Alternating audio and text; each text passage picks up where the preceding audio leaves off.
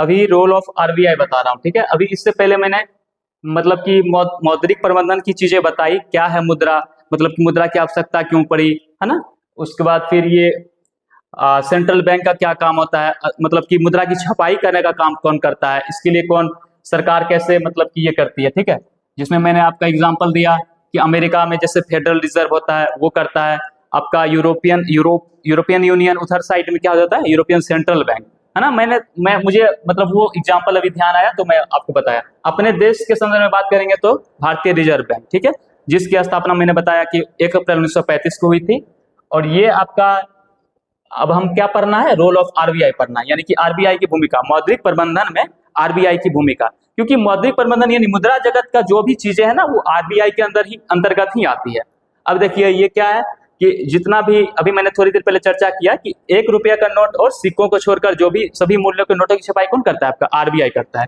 उसके बाद क्या है, ये आपको सभी सार्वजनिक बैंक जितने भी आपका गवर्नमेंट बैंक है या फिर प्राइवेट सेक्टर का बैंक है उसका भी आपका ये कंट्रोल कौन करता है, आपका रिजर्व बैंक ऑफ इंडिया करता है।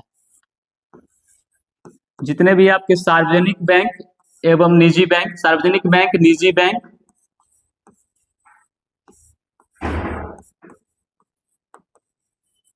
और आज के डेट में तो एनबीएफसी देखते होंगे ना, माइक्रो फाइनेंस के क्षेत्र के, मतलब कि नॉन बैंकिंग फाइनेंस कंपनी, उसका भी रेगुलेशन का काम कौन करता है, आरबीआई करता है। यानी कि ये नॉन बैंकिंग क्या है, शब्द को गौर करिए, नॉन बैंकिंग फाइनेंस कंपनी। ये भी चीजें याद रहनी चाहिए आपको कि एनबीएफसी का फुल फॉर्म क्या होता है। हो सकता है आपके एग्जाम में पूछते हैं कि एनबीएफसी का फुल फॉर्म क्या होता है। इस बार के यूपीएससी पीटी में एनबीएफसी के बारे में डिटेल पूछा गया कि एनबीएफसी का मतलब पूरा फंक्शन बताइए। तो आपके एग्जाम में थोड़ी पूछा जाएगा उतना, उसमें 5-6 स्टेटमेंट दे दिया गया था कि एनबीएफसी, क्या एनबीएफसी चेक इशू कर सकता है या फिर नहीं कर सकता है। तो उस मैं आपको बता दूं कि एनबीएफसी जो होता है आपका वो चेक इशू नहीं कर सकता है, ठीक है। तो वो सब चीजें क्या है आपका स्टेट पीसीएस और यूपीएससी में पूछी जाती है। लेकिन आपको यहाँ क्या है कि थोड़ा सा जान लेना है ना, क्योंकि अभी मैंने चर्चा किया कि एग्जाम का स्टैंडर्ड थोड़ा सा उठ रहा है अब तो, मतलब कि सब इंस्पेक्टर का भी, तो थोड़ा सा जान लेने में अच्छी बात है। सभी सार्वजनिक बैंक, निजी बैंक, ये हो गया आपका एनबीएफसी,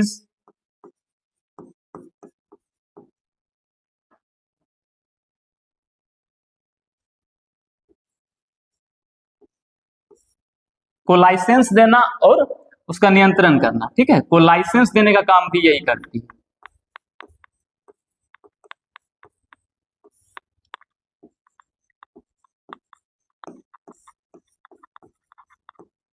उन पर नियंत्रण रखना।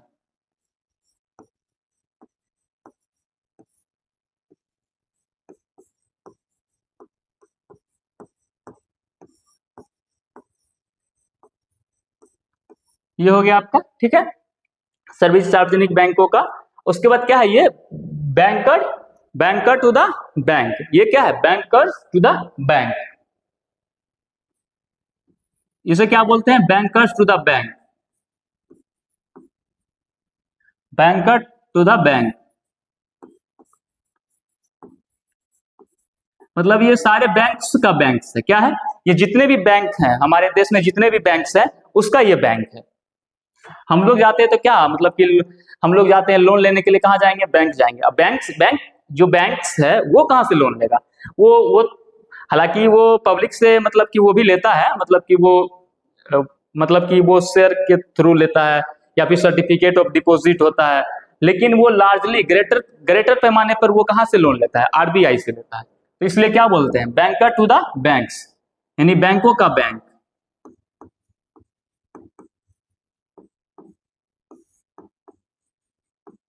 बैंकों का बैंक। उसके बाद आपका क्या है, बैंकर टू द गवर्नमेंट, यानी कि सरकार का भी बैंकर यही होता है, banker, banker to the government.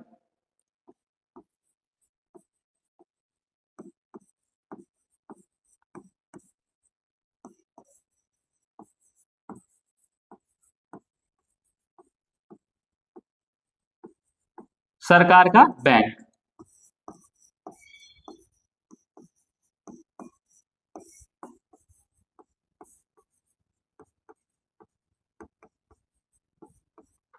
अब देखिए क्या है कि रुपया 1 नोट और सिक्कों को छोड़कर सभी मूल्य के नोटों की छपाई भारतीय रिजर्व बैंक। रुपया 1 के नोट और सिक्कों की छपाई कौन करता है? वित्त मंत्रालय, ठीक है, वित्त मंत्रालय भारत सरकार, आप लोग जान रहे होंगे ये चीजें। उसके बाद क्या है आपका कि सभी सार्वजनिक बैंक, निजी बैंक और जितना भी एनबीएफसी होता है, नॉन बैंकिंग फाइनेंस कंपनी, ये माइक्रो फाइनेंस के क्षेत्र के जितने भी कंपनियां हैं, वो उन सबको क्या होता है, लाइसेंस देने का काम करती है और उन पर कंट्रोल रखने का काम, है ना, कैसे वो अपना ब्रांच कहाँ खोलने जा रहे हैं, कहाँ कहाँ बंद करना है, मैंने उनके उस पूरा रेगुलेशन का काम। रेगुलेशन का मतलब क्या होता है? रेगुलेशन का मतलब होता है उसका नियंत्रण करना, है ना, विनिमय विनिमय करना, विनियामक, सॉरी विनियामक मतलब नियामक, नियमन करना, मतलब गार्जियन का काम करना, गार्जियन का काम करना। अब देखिए क्या है ये सार्वजनिक बैंकों का, मतलब इसको हम कह सकते हैं RBI is guardian to all banks in India, मतलब कि भारत में सभी बैंकों का गार्जियन बैंक है, मतलब गार्जियन है एक तरह से आरबीआई, ठीक है। अब क्या है आपका बैंकर टू द बैंक्स, यानी कि बैंकों का बैंक। अब जैसे देखिए कि मैंने बताया कि ये जैसे कि आपका बैंक्स है, हम लोग आप लोग कहाँ जाते हैं, मतलब कि पैसा जमा करने जाते हैं, बैंक में जमा करते हैं, या फिर लोन लेना होता है, या फिर तो हम बैंक से जाते हैं। लेकिन बैंक को अगर पैसे की आवश्यकता होगी तो वो ग्रेटर पैमाने पर, मतलब कि अधिक अमाउंट में अगर पैसे की जरूरत होगी तो वो कहाँ जाएगी आपकी, वो आपका रिजर्व बैंक ऑफ इंडिया में जाएगा, ठीक है। अब कहिएगा कि रिजर्व बैंक ऑफ इंडिया के पास पैसा कहाँ से आया, तो रिजर्व बैंक ऑफ इंडिया जो है ना उसको भी बैंक जो है ना वो अपना कुछ राशि जमा करते हैं, इसे मैं अभी चर्चा करूंगा। जैसे कि क्या होता है आपका ये रिवर्स रेपो रेट, है ना, repo rate, cash reserve ratio, statutory liquidity ratio, ये सब जो भी चीजें हैं, तो उसके तहत क्या होता है ना, कुछ पोर्शन बैंक्स को आरबीआई के पास जमा करना होता है, तो उस वहां और भी कई सारे सोर्सेज होते हैं, तो वहां से उसको उनके पास पैसा होता है, और ये जो है सो बैंक्स कहाँ से पैसे लेंगे, आरबीआई से लेंगे। इसलिए क्या बोलते हैं बैंकर टू द बैंक का क्या मतलब हुआ, सारे बैंक्स का वो बैंक है, यानी कि बैंक पैसा लेने के लिए आरबीआई के पास जाएगा। कोई पब्लिक, जनरल पब्लिक नहीं जा सकते हम, आप आरबीआई के पास पैसा लेने के लिए नहीं जा सकते, है ना, वो मतलब कि हम लोग आप लोगों के लिए नहीं है, वो फिर आपको बैंक्स जाएंगे वहां लेने के लिए। अब देखिए banker to the government, banker to the government मतलब क्या हो गया, सरकार का बैंक, यानी कि ये जो गवर्नमेंट है, गवर्नमेंट का जो भी बैंकिंग से संबंधित जो भी काम होगा तो वो उसके लिए आरबीआई ही जिम्मेदार है, ठीक है। फॉरेन से जो भी मान लीजिए कि जो भी इन्वेस्टमेंट आया, ठीक है, foreign direct investment, foreign contribution regulation act पढ़ते हैं ना, तो वो भी जो भी फॉरेन कंट्रीब्यूशन आया, जो भी पैसा आया, तो वो जो है सो उसका मैनेजमेंट कौन करता है, आरबीआई करती है, ठीक है। तो वो बैंकर टू द गवर्नमेंट। और कभी कभी ना क्या होता है कि बैंक गवर्नमेंट भी आरबीआई से पैसा लेती है, कैसे, जैसे कि मान लीजिए कि उसका जो सरप्लस अमाउंट है, मतलब कि वो जो लाभांश है, जो जैसे मान लीजिए कि लाभ कमाया तो किसको देगा, आरबीआई अगर जैसे कि बैंक से लिया तो अधिक रेट पे लेगा वो, ठीक है, और देगा तो कम रेट पे, सॉरी, जैसे कि बैंक मतलब कि आरबीआई जो है वो बैंक से लेगी, ठीक है, उसको इंटरेस्ट कम देगी लेकिन लेगी इंटरेस्ट अधिक, मतलब बैंक्स को, ठीक है। तो वो जो सरप्लस अमाउंट बचा वो किसको देगा, सरप्लस जो है मतलब कि अधिशेष राशि होगा वो आपको गवर्नमेंट को ट्रांसफर करेगी ना आरबीआई, तो वो क्या है आपका बैंकर टू द गवर्नमेंट, यानी सरकार का बैंक। सिक्योरिटीज जैसे हो गया, हाँ, जैसे कि मान लीजिए कि हम पढ़ते हैं ना वो ओपन मार्केट ऑपरेशन, जैसे कि इसका क्या मतलब होता है थोड़ा समझ लीजिए आप। जैसे कि मार्केट में यदि पैसा, यदि मतलब कि दो चीजें होती है, एक्सपेंशनिस्ट मॉनेटरी पॉलिसी और कॉन्ट्रैक्शनरी मॉनेटरी पॉलिसी, यानी कि एक विस्तारवादी मौद्रिक नीति, एक मतलब कि वो क्या बोलते हैं उसको कॉन्ट्रैक्शनरी, ये संकुचन, मतलब कि वो उसमें होता है। उसका क्या होता है कि यदि मार्केट में बहुत सारा जैसे कि पैसा चला गया है तो उसको रेपो रेट बढ़ा के वो आरबीआई खींच लेती है। रेपो रेट बढ़ा देने से क्या होता है, इंटरेस्ट रेट बढ़ जाता है, इंटरेस्ट रेट बढ़ जाता है तो बैंक्स क्या होता है, बैंक को लोन लेना महंगा हो जाता है। रेपो रेट बढ़ जाने का मतलब क्या, बैंक को लोन लेना महंगा हो गया।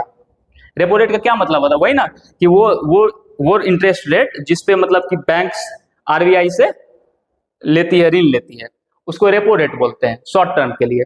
तो मान लीजिए कि जैसे मार्केट में बहुत ज्यादा पैसा आ गया है तो उसको आरबीआई क्या करेगी, खींचेगी इन्फ्लेशन कंट्रोल करने के लिए, तो रेपो रेट बढ़ा देगी। रेपो रेट बढ़ा देगी तो क्या होगा, बैंक के पास पैसा अवेलेबल कम रहेगा, वो फिर आपको मतलब कि आरबीआई के पास पैसा नहीं जाएगी मांगने के लिए। रेपो रेट क्योंकि बढ़ चुका है तो आरबीआई के पास वो नहीं जाएगी मांगने के लिए ना, तो मार्केट में पैसा कम आएगा तो इन्फ्लेशन कंट्रोल होगा। Banker to the government. हाँ, मैं ये कह रहा था कि ये सिक्योरिटीज, हाँ सिक्योरिटीज, जैसे कि ये सिक्योरिटीज मतलब कि भेजने का काम करती है। जैसे कि अगर गवर्नमेंट को पैसा की जरूरत है तो जनता से पैसा अगर चाहिए तो क्या सिक्योरिटी पेपर बेचेगा government, security paper on behalf, मतलब कि आरबीआई जो है ऑन बिहाफ ऑफ गवर्नमेंट, यानी कि सरकार के कहने के अनुसार मतलब कि वो सिक्योरिटी पेपर बेचेगी, ठीक है, आरबीआई पब्लिक के बीच में, और उसके बाद पब्लिक से पैसा ये लेने का काम करेगा। बदले में क्या होगा, यही ना कि आप पब्लिक को कहेगा कि आप मुझे 1 लाख दो, मैं आपको 10% इंटरेस्ट दूंगा, एनुअल दूंगा, ठीक है, तो आपको मैं 10% इंटरेस्ट दूंगा, अगले साल लौटाऊंगा 10% इंटरेस्ट के साथ। तो उसको क्या बोलते हैं, वो एक तरह से सिक्योरिटी मार्केट हुआ, मतलब कि विनिमय उसको बोलते हैं। अब तो ये काम किसने किया, ये काम आरबीआई ने किया, किसके लिए किया, गवर्नमेंट के लिए किया, मार्केट से पैसा लेने का काम किया। इसी प्रकार देने का भी होता है, ठीक है। तो ये इस प्रकार से हम क्या, banker to the government, RBI क्या हो गया, banker to the government.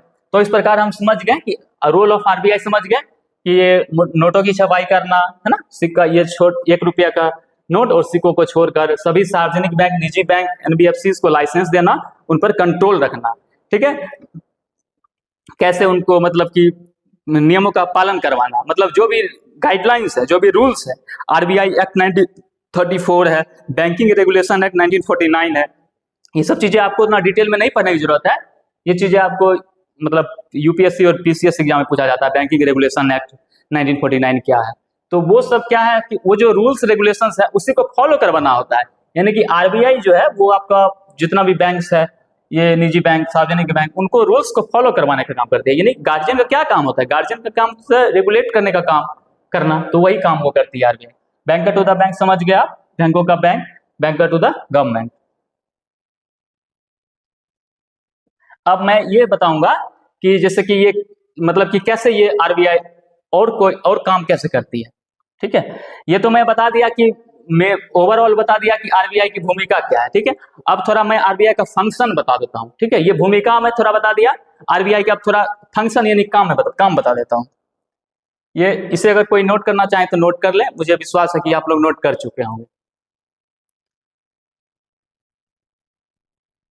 Functions of RBI.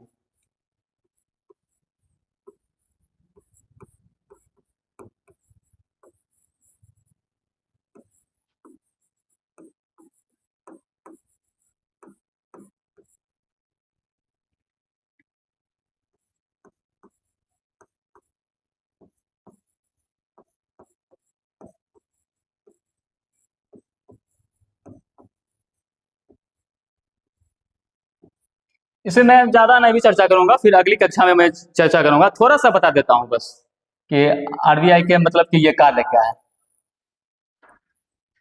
मतलब वो तो भूमिका थोड़ी बताया था, अभी थोड़ा सा कार्य बता देता हूँ। आरबीआई का मतलब ये जो भी काम करती है, बैंकों को किस प्रकार से रेगुलेट करने का काम करती है ना, कैसे ये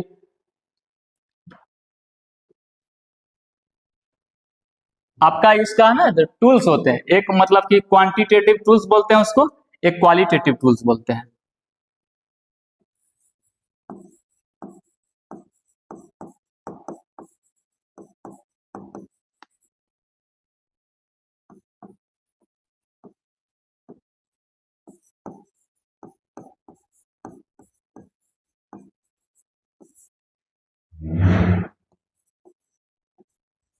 उपकरण के हैं इसको, ठीक है।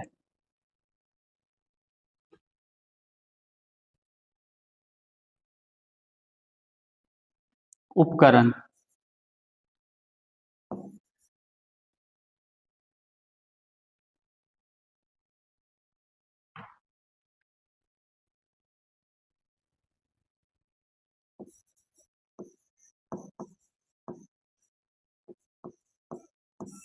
ये आपका क्वांटिटेटिव टूल्स मात्रात्मक उपकरण, एक आपका क्वालिटेटिव टूल्स होता है।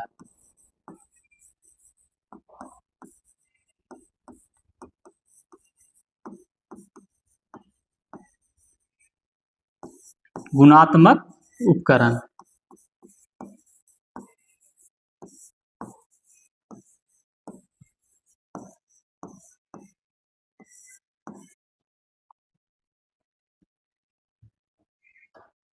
इसके तहत आपका क्या आ जाता है,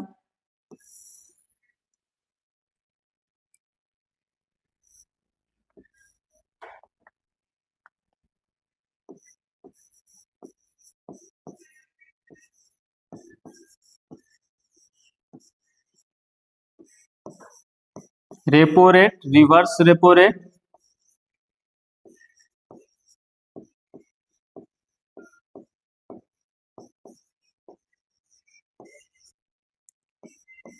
एक हो जाता है आपका CRR यानी कैश रिजर्व रेशियो।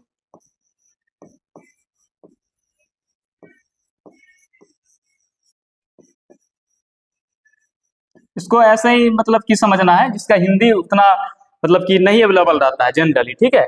बस इसे आपको एग्जाम में भी ऐसे ही पूछेगा, आपको उतना नहीं है कि हिंदी में आपको पूछ देगा कि रेपो रेट, मतलब आपको समझना है, मतलब बस कुछ चीजें क्या है कि आपको इंग्लिश इंग्लिश चीजें, आपको कुछ इंग्लिश वर्जन आपको याद रखना पड़ता है, आपको वो पढ़ना चलेगा। Repo rate, reverse repo rate, cash reserve ratio, एक आपका स्टेट्यूटरी लिक्विडिटी रेशियो बोलते हैं इसको, इसको क्या बोलते हैं, CRR। ये सब एग्जाम में मतलब कि काफी पूछा जाता है ये, ठीक है। CRR एक statutory liquidity ratio, statutory statutory liquidity ratio,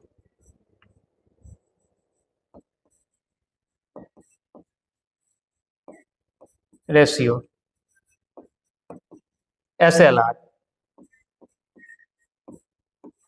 ठीक है। आपका इसका मैं कर दूं,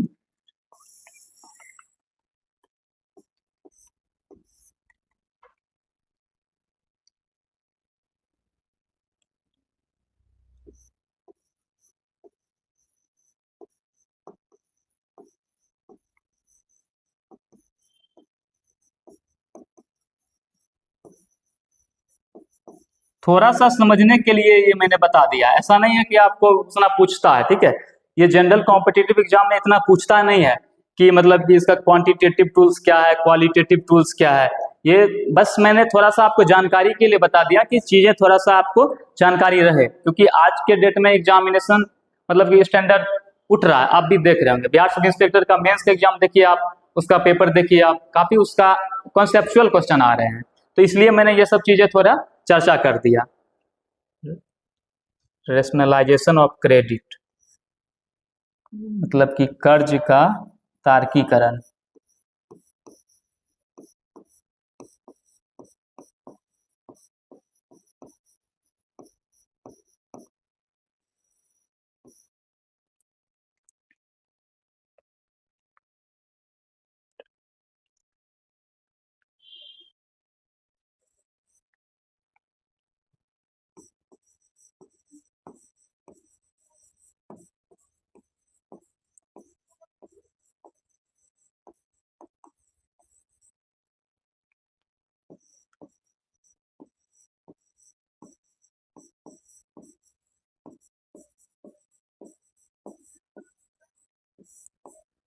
तो आपको क्या है कि ये जैसे कि आरबीआई की ये मतलब कि मैंने थोड़ा देर पहले आरबीआई की भूमिका बताया, मतलब कि आरबीआई कैसे क्या भूमिका निभाती है, ठीक है।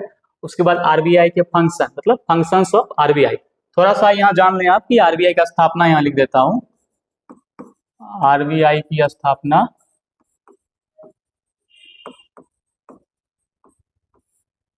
ऐसे तो आप लोगों को पता ही होगा 1 अप्रैल 1935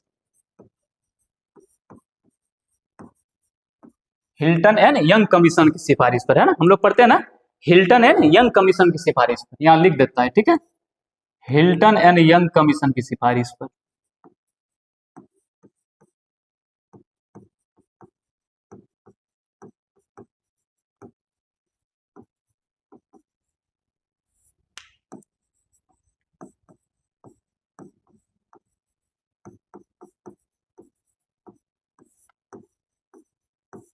ठीक है, आरबीआई एक्ट 1934 के तहत हुआ था।